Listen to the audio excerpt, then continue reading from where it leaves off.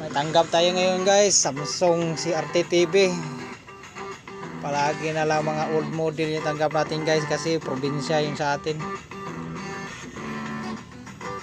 Problema nito guys, hold down protect. Nag hold down protect ang problema nito guys. Ngayon gumagana na siya. Ayun o. Bakit siya namamatay? Mga ilang minuto lang namamatay siya. Kasi yung primary niya, primary power supply,